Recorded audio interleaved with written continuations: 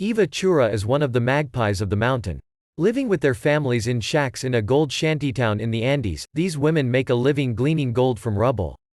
They are called palacaras, which roughly translates as an LSQUO, gold pickers. Chura came 12 years ago from her hometown of Chupa in the Puno region to La Rinconada, a settlement of around 50,000 which is believed to be the highest in the world. 5 of her 8 children live with her in her corrugated zinc home. The eldest is 13-year-old Natalie. Chura is still breastfeeding the youngest, a boy called Alizan, and takes the baby with her when she goes scavenging. It takes Chura an hour to reach the site where the women work.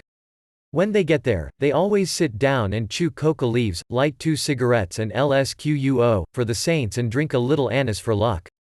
Sometimes there's gold, other times no. At the moment it's very low, she said. The men of La Rinconada bar all women from the mines dug beneath the rock. The men say the female spirit of the mine, which is located below a glacier called La Bella Dormiente, or the Sleeping Beauty, would be jealous and angry if women were to try to steal her riches. So instead, the women take turns to scramble up onto piles of black scree that the men have dumped. Teetering high above the ground, they stoop and flip over the rocks, their keen eyes scanning the lumps for a glimmer of gold. Anything promising they pocket, and take back to process and sell to black market dealers whose stalls line La Rinconada's main street. In a week sometimes I can get 1 gram or 2 grams of gold. Chura said. Black market prices vary, but on the London market that would fetch $50 or $100.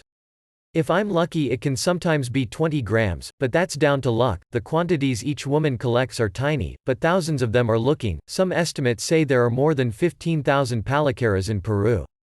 No one collects garbage in La Rinconada. Women and men alike risk their lives and subsist in squalor in the mountain's thin frigid air. Life is hard, Chura says, but she is better off gold picking. I don't count my husband, because he has no help as a father or a husband, she said. I'm the papa and the mama. We don't want for anything.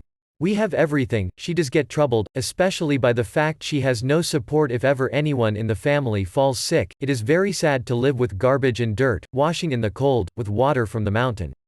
But you tell yourself to get over it. The children give you strength and courage to work. She says those of her children who were born in La Rinconada aren't bothered by the conditions, but when other people visit, they don't like the smell and the garbage. It used to be worse. The smell was stronger. Now we have grounds to play football or volleyball. To extract gold from the rocks, the men and women use mercury, a toxin which they rinse with melted ice from the glacier. The water flows down the mountain into pools, puddles and rivers.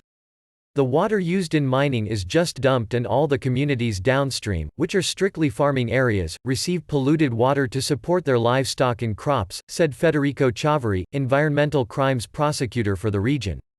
These same waters carry heavy metals directly to Lake Titicaca. Titicaca is the largest lake in South America, a vital source of drinking water and fish for the surrounding population.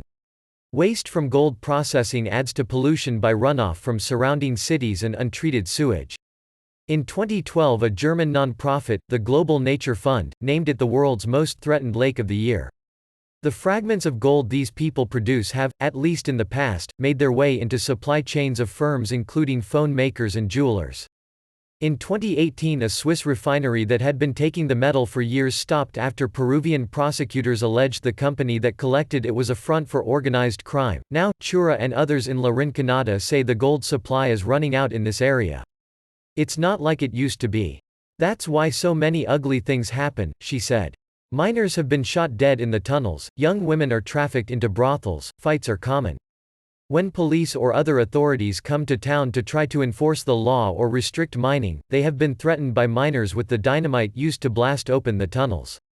The women join the protests too. Some say the men force them to. Now there is less gold in the mountain, the men drink a lot more, she said. They spend more time in the bars than working. Chura's daughter Natalie helps her. She's like a son, she says. But I'm afraid of the things that might happen to her.